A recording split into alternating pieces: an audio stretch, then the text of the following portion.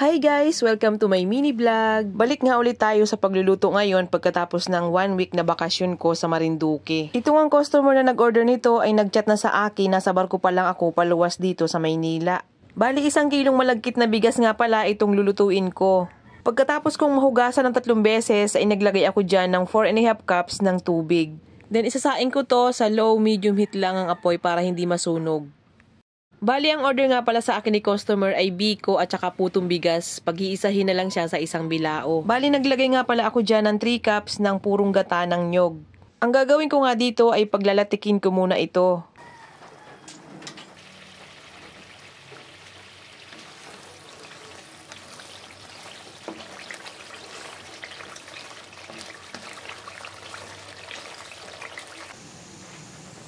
Okay na yung ganitong kulay kaya naman pinatay ko na yung apoy.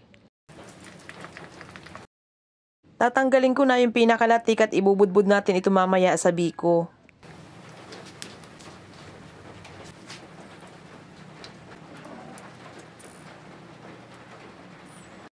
Then naglagay ako dyan ng 1/2 kilo ng brown sugar. Tapos inilagay ko yung pinakaapoy niya sa low medium heat. Then haluin lang natin ito hanggang medyo mag-melt yung asukal. Pero hindi naman natin kailangang tunawin yan kasi matutunaw din naman yan habang hinahalo natin kasama yung malagkit na bigas. Ilagay na natin yung ating sinaing na malagkit na bigas. Tapos hinaan natin yung apoy para hindi masunog.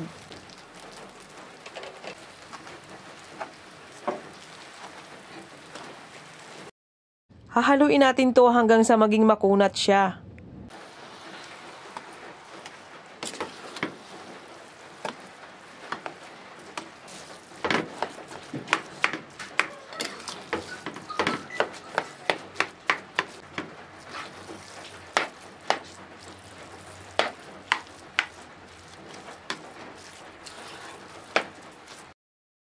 Kapag ganito na nga na medyo ramdam nyo na medyo mahirap na siyang haluin at medyo makunat na ay luto na ito.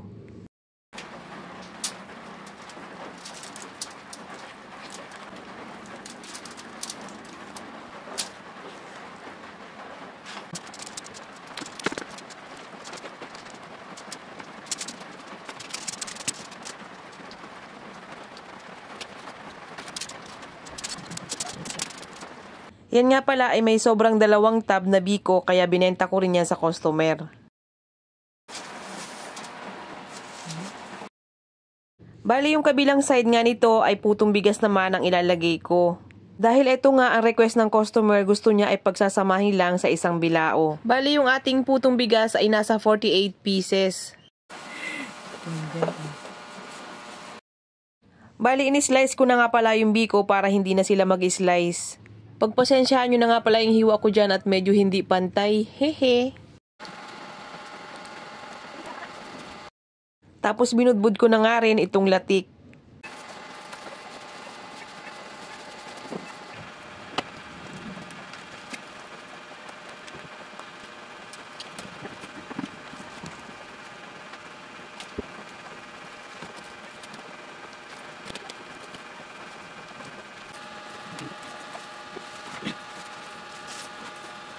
Pagkatapos ko mang mabalot at malagyan ito ng tali ay ihatid ko na rin ito sa customer ko at 1 o'clock nga ang delivery time nito. At ayun lang for today's video. Salamat sa panonood. Bye!